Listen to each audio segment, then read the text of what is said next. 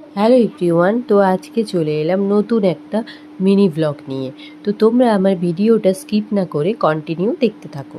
Backpacking প্রায় হয়ে গিয়েছে বললে, কোথাও যাওয়ার আগে ব্যাকপ্যাকিং নিয়ে একটা বিরাট টেনশান থাকে যে কখন এটা কমপ্লিট হবে। তো মোটামুটি ব্যাকপ্যাকিং হয়ে গেছে। তারপর দেখো বাইরে প্রচণ্ড বৃষ্টি, সকাল থেকে ওয়েদারটা ভালোই ছিল। হঠাৎ দেখলাম যে ঠিক বেরোনোর আগেই বৃষ্টিটা শুরু হয়ে গেছে, আর তারপরেই কিছুটা পরে ঠিক হয়ে গিয়েছিল। তো আমরা স্টেশনে চলে এসেছিলাম, আমাদের লোকাল ট্রেন ধরার ছিল।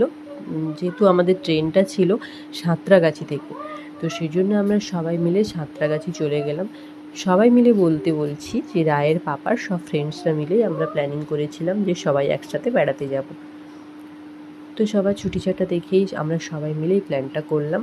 আর আমরা এখন সবাই পৌঁছে গেছি সাঁতরাগাছিতে।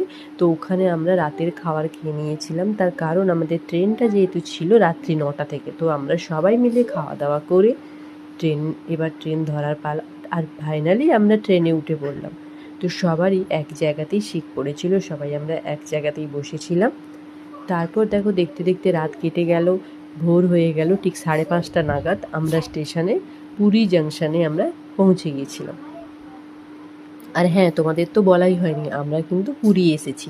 তোমরা দেখে নিশ্চয়ই বুঝতেই পেরেছো আমার ব্লগটা কেমন।